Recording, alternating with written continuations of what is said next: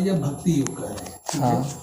तो अब जैसे भक्ति योग का मार्ग से हम चल रहे हैं और हम मान लीजिए उसमें यही है ना कि भाई सब परमात्मा की व्यवस्था काम कर रही है, बटा बटी तो भक्ति में समर्पण है, प्रभु सब करता है। फिर उसी मार्ग से जाने के बाद यह अखंड आनंद की अनुभूति या अनंत आनंद की अनुभूति कैसे हो सकती है? तो भक्ति के मार्ग में हमारा बेसिक उसमें मार्ग ये है कि सब प्रभु की कृपा है, बरस रही है हर समय, हम उसी कृपा की बरसात में भींग रहे हैं और हमेशा प्रभु हमारा हर चीज का ख्याल रख रहे हैं और हम पूर्णतया प्रभु में समर्पित हैं। इस भाव के गहरे होते जाने में फिर वह बात जहाँ पर कि हमारा विचार शून्य हो गया, हमारी अवस्था शून्य हो गई या पदार्थ शून्य हो गया, ये कैसे घटित होता है फिर वहाँ? अच्छा, मीरा को कैसे घटित हुआ? जैसे ये बता रहा हूँ क्योंकि अल्टीमेट उद्देश्य तो यही है कि वहां जाने के बाद आपके इस भौतिक रूप से और संसार के होने की स्थिति खत्म हो जाना। ठीक, अब जब हम प्रभु के प्रति जो हमारा प्रेम और समर्पण है वो किस तरीके से बढ़ता है कि इसमें भी जाके वही घटित हो रहा है। अब बता रहे हैं, जैसे कि अगर कहा जाए कि प्रभु क्या है, यहाँ पर प्रश्न उठेगा। जैसे मान लो भक्ति योग की बात है तो एक भक्त से पूछा जाएगा कि भाई प्रभु तुम किसको कह रहे हो, कौन है तुम्हारा प्रभु? हाँ, तो वो क्या उत्तर दे सकता है? सोचो वो क्या उत्तर दे। वो जब भी वो कुछ कहेगा, अगर उसके विषय में कुछ भी कहेगा तो वो सगुण साकार ही होगा। जब भी वो कुछ इस तरह की बात करेगा तो सगुण अर्थात वो कुछ ना कुछ उसका गुण बताएगा कि प्रभु ऐसे हैं वैसे हैं, कुछ गुण ही तो बताएगा, या उसका कुछ आकार बताएगा कि ऐसे हैं वैसे हैं, ये आकार है वो आकार है। समझ गए? तो यह सगुण और ये आकार, ये दोनों जो है ये घटनाएं हैं। इसको इस अर्थ में समझो, इसके संदर्भ में समझना है तो क्योंकि ये आकार हैं और गुण वाले हैं, मतलब कि यह भी संसार का ही एक फैलाव है। ये बात समझना, बात समझ में आ रही है ना? संसार का ही सूक्ष्म स्वरूप और संसार का ही विराट स्वरूप, यही दोनों जो है ना उसके इसके तहत आते हैं, ये प्रभु के तहत। यानी जो भक्त जो पूजा कर रहा है वो या तो ईश्वर की पूजा करता है जिसमें कि विराट स्वरूप होता है, कि पूरा ये ब्रह्मांड जो है ईश्वरीय है, ये बड़ा आकार वो प्रोजेक्ट करता है अपने के लिए और उसकी वो आराधना करता है कि इतना बड़ा विराट है। या वो परमात्मा करता है कि जो बहुत सूक्ष्म है, सब जगह वो कहता है ना सर्वव्यापी है, सब जगह व्याप्त है। हाँ, सब जगह व्याप्त है, लेकिन वह इसकी छवि तो बना नहीं सकता ना, इसमें चित्त में बैठा नहीं सकता ना। हम अपने चित्त में नहीं बैठा सकते इस चीज़ को। हम तो बस अपने कल्पना को एक उतनी उड़ान देते हैं, अपने माइंड को वहाँ तक ले जाते हैं। जैसे कि अगर हम सोचें कि हम कितना तारा देख सकते हैं, हम अधिक से अधिक किसी चीज़ से देखें, बड़े से बड़े टेलीस्कोप से भी देखेंगे, तो क्या हम पूरे ब्रह्मांड को देख सकते हैं एक साथ? नहीं देख सकते, किसी भी हालत में नहीं देख सकते, कोई नहीं देख सकता। तो हम क्या करते हैं कि हम जहाँ तक देख सकते हैं ठीक उसी का एक प्रक्षेपण करते हैं अपने माइंड में कि हम इससे भी और कई गुना भी मतलब ये होगा, और क्योंकि हम जब इधर देखते हैं तो उतना दिख जाता है, हमारी आंख तो बस इधर है, हमारे चारों तरफ तो आंख है नहीं। तो फिर जब हम इधर देखते हैं तो देखते हैं इधर भी ऐसा ही है, फिर पीछे देखते हैं इधर ऊपर देखते हैं ऐसे, सब तुम ही तुम। हाँ, तो जब चारों ओर देखता है तो कहीं पर वो अंत नहीं पाता है, तो उसकी विराटता से अभिभूत हो जाता है। वो विराटता से अभिभूत हो जाता है। वो जानता है कि जितना मैं देख पा रहा हूँ इधर उधर सब तरफ, इससे भी आगे और भी बहुत है। ठीक है, तो वह उसकी विराटता के सामने समर्पित हो जाता है। समझ गए? उसकी विराटता सामने समर्पित हो जाता है। लेकिन वो जितने भी देख रहा है ना सब आकार ही है, और जो कल्पना वह कर रहा है ना वो आकार ही है। ये तो बात समझ गए? यानी ये साकार जगत का है खेला, जो उसने कल्पना भी किया है, जो प्रभु को माना। ठीक है, अब आते हैं सूक्ष्मता पर। ठीक है, वहाँ भी जाके कहेगा बस हम नहीं, वो जितना से सूक्ष्म सोच सकता है, या माइक्रोस्कोप से देख ले, या इलेक्ट्रॉन हो गया, अपोजिट हो गया। हाँ ठीक, उसका अपोजिट हो गया। छोटा से छोटा इलेक्ट्रॉन, प्रोटॉन, जितना भी है, क्वार्क सब देख ले वो। लेकिन वो जितना भी देखता है इसकी सूक्ष्मता का हम अंत नहीं कर पा रहे हैं। ये जहाँ तक जाता है वहाँ तक। हाँ, फिर वहाँ पर भी देखता है करे कितना भी हम गहरा जाएंगे ना तो इसका अंत हम नहीं कर पाते हैं। तो वहाँ भी वह सरेंडर करता है। अब क्या करता है वह साधारण आदमी के लिए मैं बता रहा हूँ कि वह इन दोनों के लिए एक छवि का निर्माण करता है। कलाकार है वो दोनों के लिए एक छवि का निर्माण करता है। अरे देखो ये भगवान जो है ना, इनके मुंह में जो है ना ब्रह्मांड है। समझ रहे हो? हमको एक साधारण आदमी को समझाना है तो हम कैसे समझाएंगे? देखो भगवान कृष्ण ने जो अपना मुंह फाड़ा ना तो उसमें ब्रह्मांड दिखा। दिखाई दिया। समझ रहे हो कि नहीं बात को? तो उसका मतलब क्या है कि इतना बड़ा आकार प्रकार है उसका हम अंत नहीं पाते हैं, और वह इतनी सूक्ष्मता में भी है कि एक एक छोटे से कण में भी तुमको पूरा ब्रह्मांड दिख रहा है। हाँ, अंत तुम नहीं कर सकते उसका। उस स्टोरी का कहने का सीधा मतलब यही है। एक भक्त जो है ना इतना अगाध उसकी गहराई में और अगाध विराटता के सामने समर्पित हो जाता है। ठीक है, यहाँ तक समझ गए। लेकिन ये दोनों ही स्थितियाँ आकार में ही थी। हम कितनी भी सूक्ष्मता में जा रहे थे हमको मिला आकार ही मिला। हमको निराकार से कोई भेंट नहीं हुई, हमको हमारी भेंट मुलाकात आकार से भी। और हमने जो भी कल्पना भी किया तो हम आकार की ही कल्पना, क्योंकि हमारा माइंड जो है ना आकार की ही कल्पना कर सकता है। क्यों? क्योंकि हमारा माइंड खुद ही आकार वाला है। जब तक माइंड है तब तक आकार है। तो ये कल्पना आकार की ही करेगा, ये इमेजिनेशन जो भी करेगा और जो भी शोध भी करेगा, जो मशीन भी बनाएगा, ये कुछ भी करेगा आकार में ही खेलेगा। सीधी बात तो यह है। अब इसके बाद इसने कर दिया। अब क्या है, अब भक्त जो है इतना तो समझ गया भक्त, अब वो पूजा करने लगा। हाँ, वो सगुन साकार की पूजा करने लगा, क्योंकि शुरुआत तो यहीं से करेगा ना जहाँ वो है।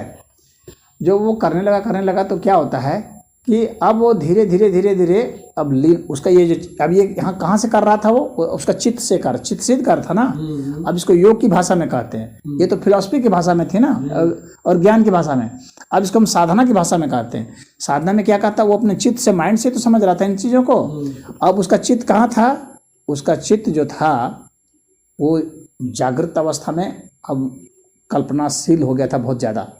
ठीक है, अब वह कल्पना जब उसको इतनी मिल गई कि वो उसका स्वप्न लोक में प्रवेश हो गया।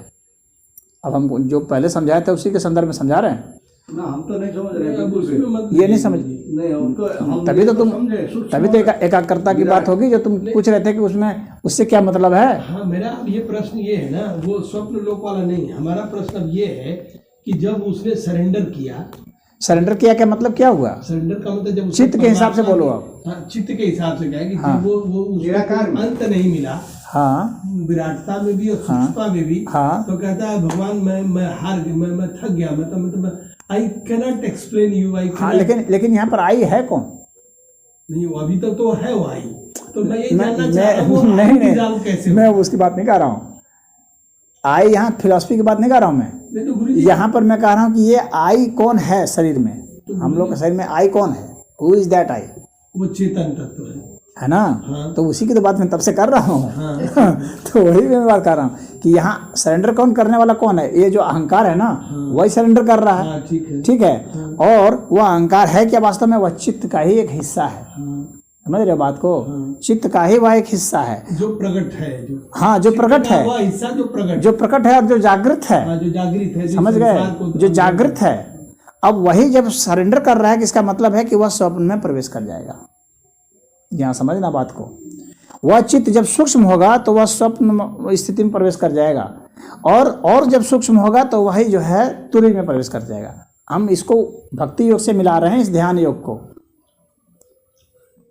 अब बात समझ में आ रही है कुछ? जब व्यक्ति लीन होगा, भक्ति योग वाला जब लीन होगा। इससे आप स्वप्न को क्यों लिंक कर रहे हैं? देखिए, आप लोग सोचते हैं कि स्वप्न जो है खाली जब हम सोते हैं जब तभी स्वप्न आता है। अब ये समझ गए ना? मेरा डाउट क्लियर। आदमी जागे हुए भी स्वप्न देख सकता है। ये बात समझिएगा। ऐसा नहीं होता है कि स्वप्न देखने के लिए हमको लेटना जरूरी है, ऐसा नहीं होता है। ठीक है, आप समझ। जैसे कुछ लोगों को देखे कि नहीं, खड़े खड़े नींद में ही चलते हैं। सुने हैं कि नहीं? सुना हूँ, नींद में चलते हैं कुछ लोग। ये मेडिकल प्रॉब्लम में भी इसकी गिनती होती है, वो मेडिकल चलने लगते हैं। हम जब स्वप्न की बात कर रहे हैं यहाँ पर ना, तो हम उस चित्त की उस अवस्था की बात कर रहे हैं जिसके माध्यम से स्वप्न होता है। जब वो खो जा रहा है, जब लीन कर रहा है, जहाँ उसका मैंपन खत्म हो रहा है। स्वप्न में हम लोग का मैंपन खत्म हो जाता है बहुत कुछ। इसीलिए तो हम लोग ये नहीं सोचते हैं कि यहाँ पर अपना कुछ मैनिपुलेट नहीं कर पाते हैं, कोई रीजनिंग नहीं कर पाते हैं। बस उसको लगता है कि मैं सपना ये देख रहा था। बाद में जब उधर से लौटता है तब वो उसको लगता है कि वो मैं सपना देख रहा था। तो वह चित्त वहाँ लीन करता है, फिर वही स्वप्न में। हालांकि वो ऐसे बैठा हुआ है, बात समझने की कोशिश कीजिएगा। हाँ, वो सरेंडर किया, वो बैठा हुआ है, भक्त सरेंडर किया हुआ है, बैठा हुआ है, लेटा हुआ नहीं है, लेकिन वो स्वप्न जगत में प्रवेश कर गया है। समझ रहे हैं? उसका चित्त लीन हो गया। सरेंडर किया उसके बाद चित्त का लीन हो जाना मतलब स्वप्न जगत में प्रवेश कर जाना। यहाँ पर मैं शरीर के फिजियोलॉजी के हिसाब से समझा रहा हूँ, आकार शरीर के एनाटॉमी के हिसाब से समझाने की कोशिश कर रहा हूँ। मैं होने पर का बोध खत्म हो जाए। निराकार हो। हाँ, तो वहाँ पर अभी निराकार नहीं हुआ है वह, लेकिन अभी वह इस ठोस आकार वाले में नहीं है, यानी जिसका कि भार हो, वजन हो।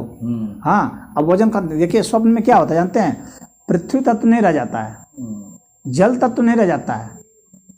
स्वप्न में जल तत्व नहीं रहता है, पृथ्वी तत्व नहीं रहता है, वायु तत्व रहता है, आकाश तत्व रहता है और अग्नि तत्व रहता है। हाँ, ये तत्व, तीन तत्व वहाँ पर रहते हैं। जब स्वप्न से भीतर प्रवेश करेगा ना, इसमें से एक भी तत्व नहीं रह जाएगा। स्वप्न से जब सुषुप्ति में प्रवेश करेगा, अच्छा, तो वो भी नहीं तो रहेगा। हाँ, न अग्नि तत्व रह जाएगा, न वायु तत्व रहेगा। जल तत्व तो ऐसे ही खत्म हो गया था। हाँ, और न ही आकाश तत्व रह जाएगा। तो यह जो है वो लीनता उसकी जो है वो स्वप्न वाले में हो जाती है। वो बैठा हुआ लेकिन उसका उसमें लीन हो गया वो। हालांकि उसने अपनी जो प्रभु की कल्पना की हुई है ना, जो जिस तस्वीर की कल्पना की है या जिस नाम की कल्पना की है, वो उसमें लगा हुआ है। हाँ, तो वो मन ही मन वो वहाँ पर राम राम कर रहा है। अगर मान लीजिए उदाहरण के लिए वो राम का भक्त है, तो राम का चित्र और राम का नाम या राम का गुण वो उसके साथ वहाँ लगा हुआ है। वो बैठा हुआ है, आपसे बात भी कर रहा है, लेकिन वो स्वप्न में भी प्रवेश किया हुआ है। भक्त की बात मैं कर रहा हूँ, बात भी कर रहा है, वो आपसे बात भी कर रहा है, लेकिन उसका दिमाग का वह हिस्सा सक्रिय हो चुका है, जो कि सामान्य आदमी का जो है जब सोता है तब होता है, क्योंकि सामान्य आदमी का स्वप्न में प्रवेश नहीं है। हाँ, और उसका स्वप्न में भी प्रवेश हो गया, यानी स्वप्न का दरवाजा उसके लिए हर समय खुला है। कहने के मेरा मतलब यह है, उसके लिए उसको लेटने की जरूरत नहीं है। रामकृष्ण परमहंस ऐसे ही बात करते रहते थे और नहीं कहते थे कि वो माँ से को देख लो, जरा माँ से पूछ लो, माँ देखो ये इसको क्या नहीं समझ में आ रहा है। मैंने वो उसको हमेशा भौतिक में भी कनेक्ट किए हुए हैं। हाँ, तो मतलब उसमें तो फिर ये होगा गुरुजी कि वो आकार में भी है और निराकार में भी है। नहीं, अभी निराकार नहीं गया वो। अच्छा, अभी तो वो आकार में ही है। अच्छा, अभी वो भक्त जो है आकार में ही है, क्योंकि राम उसके लिए भी आकार है। राम का चित्र है। हाँ, राम का चित्र जो उसने दिमाग में बिठा रखा था, जो किसी कलाकार ने बना रखा था कि देखो राम का भगवान ऐसे हैं, या कृष्ण भगवान ऐसे हैं, या शिव जी ऐसे हैं, तो अभी उसका चित्र ही उसके दिमाग में है। इतना याद रखिएगा। और नाम है और उसका गुण है, लेकिन उसका स्वप्न जगत में प्रवेश हो चुका है। वहाँ वो रीजनिंग भी कर सकता है, वहाँ वो भजन भी कर सकता है, आपसे बात भी कर रहा है। ठीक है। अब यहाँ से जब वह लीन करेगा, इस जगह से जब लीन करेगा, जब वो कैसे लीन करेगा? वो भगवान का जैसे कोई चित्र है, तो भगवान का चित्र है तो भगवान के किसी बिंदु पर देखेगा ना, वो आँख में देखेगा, इसमें देखेगा, किसी में देखेगा, तो उसकी जो सूक्ष्मता है कि ये आखिर ये चित्र बना कहाँ से भाई? कोई चित्र बना है तो कोई चीज़ से न बना है। जैसे कलाकार हम हैं, पेंसिल से बनाए या पेंट से बनाए, तो कोई चीज़ बन रही है चीज़, तो ये बना कहाँ से? तो अब जिस चीज़ से वो वहाँ पर वो भगवान का चित्र निर्मित हुआ है, उसके प्रति भी जब श्रद्धा भाव हो जाएगा। एक भक्त की बात करता हूँ मैं, यहाँ पर योगी की बात नहीं कर रहा। योगी तो बिल्कुल साइंटिफिकली देखता है, जो योग वाले हैं या ज्ञान मार्गी हैं, वो तो साइंटिफिकली देखेगा कि ये कैसे बना, लेकिन भक्त श्रद्धा से देखेगा कि भगवान यहाँ पर किस तरह से आए हैं, निराकार से आकार में। तो वो आकार से फिर निराकार में श्रद्धा की वजह से उसका प्रवेश हो जाएगा। वहाँ उसको कोई आकार नहीं दिखेगा, ना उसका कोई नाम रहेगा। इस तरह से उसका प्रवेश होगा, और प्रवेश कहाँ होगा? वही सुषुप्ति में प्रवेश होगा, और वही आनंद होगा। फिर भी उसको वही सेम आनंद के वो तो सेम होगा, वो तो सेम होगा। मैंने इसीलिए प्रश्न किया था, क्योंकि आप मार्ग कोई भी हो, अल्टीमेटली वह जो निराकार, इसीलिए जो ज्ञानी है वो भक्त भी है, जो भक्त है वो ज्ञानी भी है। हाँ, जो योगी है वो ध्यानी भी है, जो ध्यानी है नहीं, इवन जो कर्म योगी है, जो कर्म कर रहा है, जो सेवा कर रहा है, वो भी उसको भी निराकारता का ही अनुभव होगा। कर्म भी तो क्रियाओं से ही संपादित हो रहा है ना। क्रियाओं में मन का कर्म मतलब जो भी क्रिया हो रही है उसमें हमारा मन शामिल हो गया है। अब हम उसमें चित्त, मन मतलब चित्त समझ लीजिए। तो अब हम चित्त के हिसाब से चलेंगे कि ये भाई चित्त कैसे बना, चित्त बनने की घटना कैसे घटी, फिर उसके हिसाब से जाएंगे तो हम फिर वहीं पहुंचेंगे। कहने का मतलब यही है कि हम सुसुप्ति में ही पहुंचेंगे, तुरी में पहुंचेंगे किसी भी साधना से। लेकिन गुरुजी मैं एक बात बता रहा हूँ, जैसे गुरुजी मैं मान लीजिए भक्ति का ही बात मैं कर रहा हूँ, जैसे मुझे प्रभु की जो है ना ये जो अनंतता है, उनकी जो विराटता है, उनकी जो कृपा का दायरा है, मुझे उसका अनुभव होता है। लेकिन मुझे कोई पर्टिकुलर स्वरूप का कोई मतलब कोई आकार ही मेरे दिमाग में नहीं आता है कि कोई आकार, और तभी भी मेरे अंदर जो वो आह्लाद है या जो उनकी कृपा के प्रति ये है, वो मुझे अनुभव मतलब लगता है कि तो बहुत अच्छी मतलब कोई जरूरी नहीं है कि मुझे कोई स्वरूप रहे, कोई चेहरा रहे या कोई मूर्ति हो तभी मैं उसको मन नहीं, वो मूर्ति तो भाई मूर्त अवस्था है। अगर तुमको इतना विराटता अनुभव हो रहा है तो वो उससे आगे की अवस्था होती है ना। मतलब ये तो बिल्कुल विज्ञान अपने शुरुआत में तो देखो, शुरुआत में तो छोटी सी ऐसा होता ही नहीं है। एक मूर्ति को क्यों किया गया है? हम तो किसी चीज पर मूर्ति पर फोकस करते हैं, इसके बाद आगे बढ़ पाते हैं। हाँ नहीं, जैसे जिया जी नहीं, ऐसा मुझे आप ये बताइए, ये इतना सब कुछ जो घटित हो रहा है, ये भगवान की कृपा नहीं तो और क्या है? मतलब ये इसको कैसे आप नहीं इसको अनुभव करें? ये भगवान की साक्षात कृपा ही तो बरस रही है। क्योंकि कोई भी चीज जो है ना अपने आप नहीं बन सकती। जैसे मुझे सबसे अच्छा पहली बात है, कोई चीज जो है अपने आप थोड़ी बन जाती है। सबके पीछे कार्य कारण है ना, अपने आप तो बनती नहीं है। तो ये सारे इतने अनंत जो हैं सब कारक हैं, वे सब मिल करके ही कुछ अंजाम देते हैं। और गुरु जी मुझे सबसे बड़ा हालात का कारण बनता है, all this is so organised. मुझे सबसे और आप जो बता रहे हैं ना गुप्ता जी, आप जो बता रहे हैं कि एक जगह फोकस करना, क्या होता है ना, एक जगह हम फोकस करते हैं फिर वहां से डिस्पर्स हो जाता है। हाँ, वही होता है मेरे साथ, वही होता है कि हम एक जगह फोकस करते हैं, अरे वाह क्या आपने कर दिया, क्या आपने कर दिया, तो एक उस तरह से होता है। हम उसी अवस्था में अभी मैं, तो वह जो है ना, वो एक ही बात है, कोई वो एक जगह फोकस करके पूरा हो जाता है, और कोई जो है ना ब्रॉडली उसको बाहर से सोच लेता है कर्म से। जैसे संजीव का है वो कर्म से, हाँ, संजीव सोचता है कि इधर से आ रहा है ना, ये पूरा संसार एक एक चीज मतलब कितना वेल प्लान्ड है। तो ये प्रभु की कृपा के अलावा और कोई क्या इसका रास्ता हो सकता है? कोई है ही नहीं, क्योंकि इतना वेल प्लान्ड है भगवान ने, और हर चीज छोटी से छोटी, बड़ी से बड़ी, इतनी विविधता में, और इतना प्लान्ड है, इतना सोच, इतना जिसे कहते हैं इतना क्यूटली। उदाहरण दीजिए जो इसमें तो उदाहरण क्या नहीं है ये हर चीज तो उदाहरण है। आप देखिए ये पत्थर है, देखिए उस मंदिर पर वो लाल कलर का पत्थर है। उदाहरण का सबसे अच्छा तो स्वयं आप स्वयं हैं। तो स्वयं ही है। आप हर एक व्यक्ति को ना, और वो लोग हैं, और हर व्यक्ति यूनिक है, वैसा दूसरा कोई नहीं आप है। ये देखोगे कि जो ये जिसने सोचा आपके बारे में, एक स्त्री बनाने के बारे में, कितना बड़ा साइंस है वो है, कितना बड़ा साइंटिस्ट है। किसी दो को एक जैसा नहीं बनाया। इतना बढ़िया बड़े बड़े डॉक्टर आ गए, लेकिन वो जो शरीर उन्होंने जो दिया है, आज तक वो कोई भी डॉक्टर ऐसा कोई है कि एकदम उसी रूप में 100% आपको ठीक कर सके। अगर कोई चीज की दिक्कत हुई तो नहीं, बात डॉक्टर की भी नहीं है। ऐसा है ना, डॉक्टर भी क्या है, डॉक्टर भी उसी के अंग है, और उसके हिसाब से जो वो करेगा वह भी उसी के तहत आएगा, वह उसके दायरे से बाहर नहीं जा सकता। अगर डॉक्टर को भी इतनी बुद्धि मिल जाए कि हमारी कॉपी भी कर दे, तो भगवान नहीं कर पाएगा। नहीं, वो बुद्धि भगवान ने दिया है ना। तो हम ये कहेंगे वाह प्रभु, तुम गजब है, एक डॉक्टर को तुमने इतना कैसे बना दिया कि वो बुद्धि भी तो उधर से ही आ रही है, वो कहीं बाहर से थोड़ी आ रही है। वो कितनी बढ़िया बात है, वह इस अस्तित्व से ही वह बुद्धि भी आ रही है। यानी साइंस भी इसी अस्तित्व से निकल रहा है ना, साइंस कोई बाहर नहीं है, धर्म के दायरे के बाहर साइंस नहीं है। बिल्कुल नहीं है गुरुजी, बिल्कुल नहीं है। कुछ लोग जो है धर्म और साइंस को बिल्कुल अपोजिट बतलाने की कोशिश करते हैं, तो ऐसा कुछ अपोजिट है नहीं। इसलिए तो बड़े बड़े साइंटिस्ट भी लास्ट में हार के उसके दायरे के तहत ही है। हाँ भाई, प्रकृति कोई चीज है। उस दिन मैं आपसे कह रहा था ना, जैसे कि हम लोग गए घूमने, एक पति पत्नी है या एक प्रेमी प्रेमिका है, सबको लगता है ना कि मेरा प्रेमी सबसे बेस्ट है या मेरी प्रेमिका सबसे बेस्ट, और दुनिया में हर आदमी को उतनी ही इंटेंसिटी से अनुभव हो रहा है जो उस तरीके का है। मैंने वो भगवान ने जो वो लस्ट है, जो प्रेम है, सबको उतनी पूर्णता प्रदान की। कोई भी व्यक्ति अपने प्रेम में पूर्णता का अनुभव कर सकता है। तो मैंने इतना रिसोर्स, जो सोर्स है कितना इनफाइनाइट है, ऐसा नहीं वो उसमें कोई कमी नहीं है कि अच्छा इतने लोग प्रेम कर लिए तो बाकी लोगों के लिए प्रेम करने का स्कोप कम है, या आपने इतने लोगों पर दया कर दी तो अब और नहीं कर सकते। यानी हर चीज कितनी वेल सिस्टमेटिक, हर चीज अनंत है, उसका कोई एक एक घटना के साथ न्याय है। हाँ। एक एक घटना के साथ सत्य है जुटा हुआ। हाँ, और उसकी अनुभूतियां हैं, लेकिन गुरुजी वो अमिताभ बच्चन का वो जो शो था उसमें एक आया था वो टेलीस्कोप वाला, मतलब हम तो गुरुजी उस दिन मुझे ना लग रहा था क्या प्रभु क्या दिमाग लगा।